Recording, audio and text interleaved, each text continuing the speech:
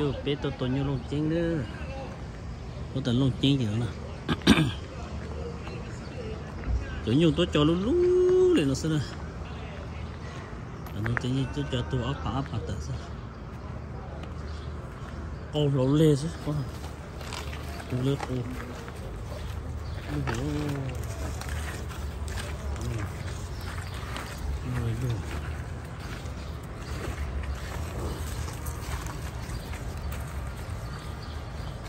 nhưng mà tôi muốn cho không cái thứ à, không mấy tôi chỉ thứ, sáng mà nó mới trống được gì, trống sẽ tỉnh được.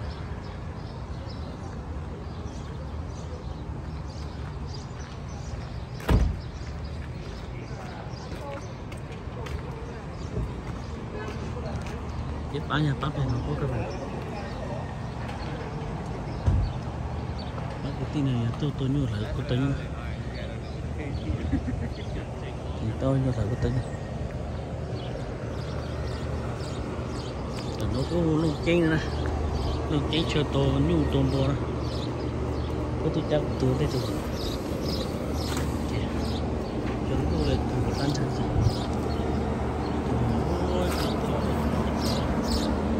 sát tận nó ra mẹ đó.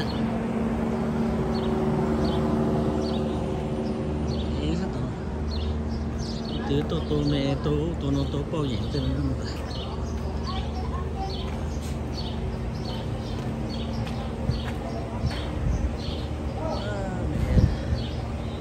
Nhớ cho luôn cô rồi chuyện chơi là luôn cô rồi. À chị cái tủ sữa.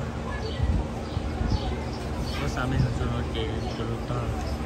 Những chị chắc ăn một số như vậy thì chắc ăn một thứ thắt thật tí sữa.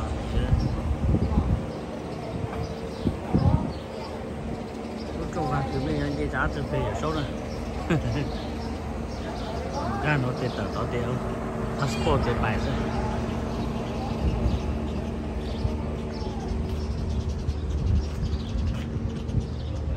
đâu visa tiền bài rồi, ta tổ online chứ nhiều ta tổ online đấy cứ bố mình cả luôn tiền tao tiền bố online ta chẳng nhau này, cái nó online thì đâu passport tiền bài rồi.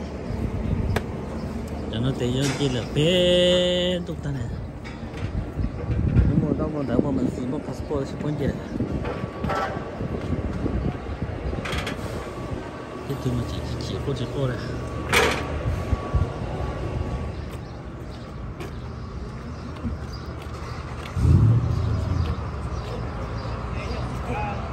chỉ tôi thôi như thế nào.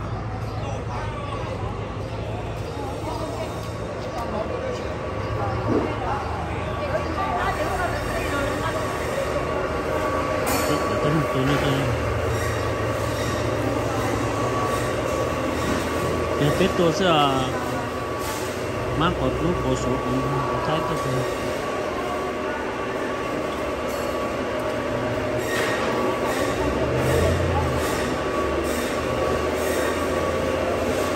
Sáng cái nói nhưng tôi sẽ tôi cá này.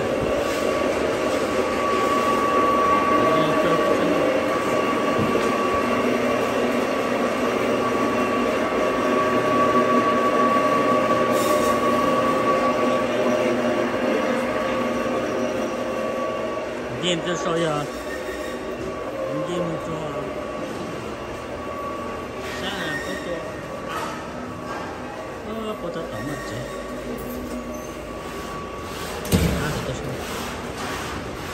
cái này có chỉ cũng nhiều to cái này thì có dùng dây có tuần dây có tuần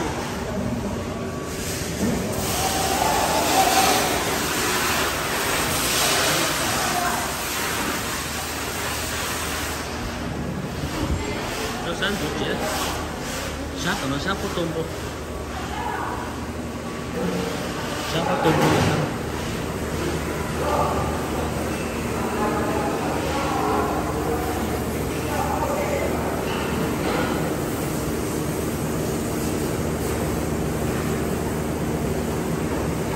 tôm mì tôm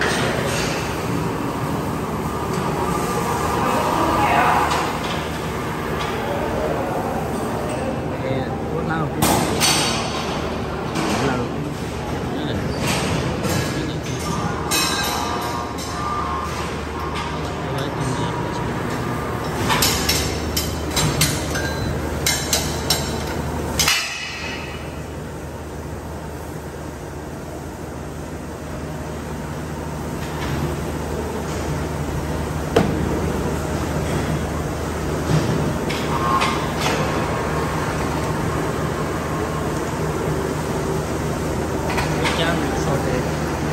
kilo là đúng rồi đó, kilo đúng rồi mà đi lại lắm rồi, thôi không chết chết gì, thôi này,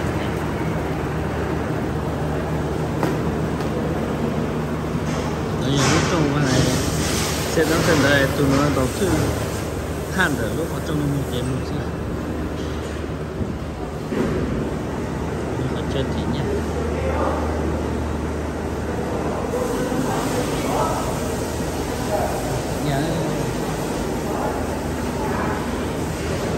Để tụi mình tôi cá lại cái này online đọc passport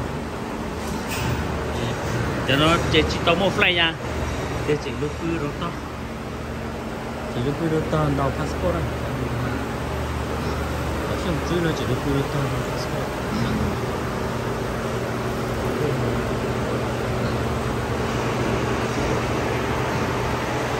thì mình tôi nói về mình tôi lại đọc passport tận cho đến chờ đó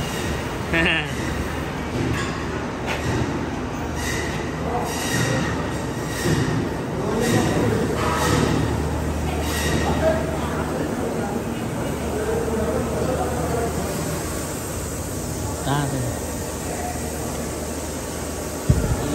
rồi thì có chụp ta nữa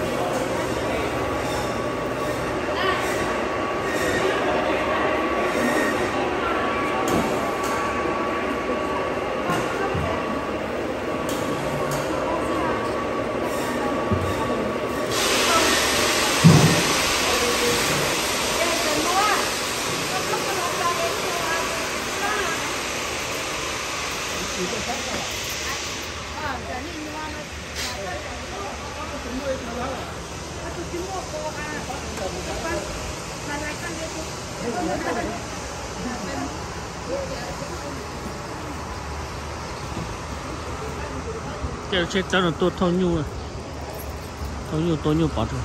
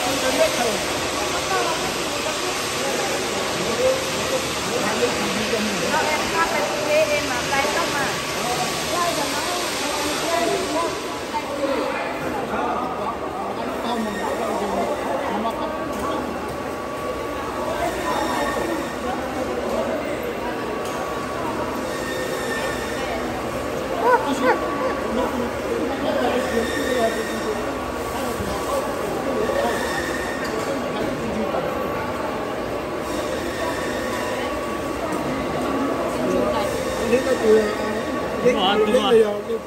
Hả? Giờ tu lo, tu lo. Nó tổ tu lo.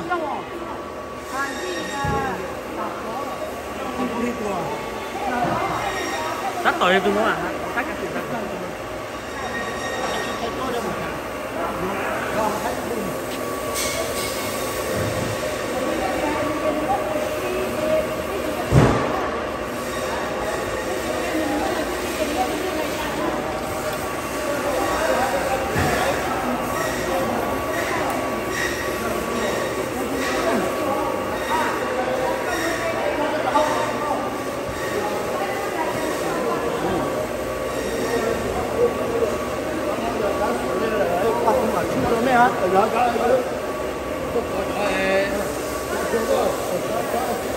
Chở chung du à?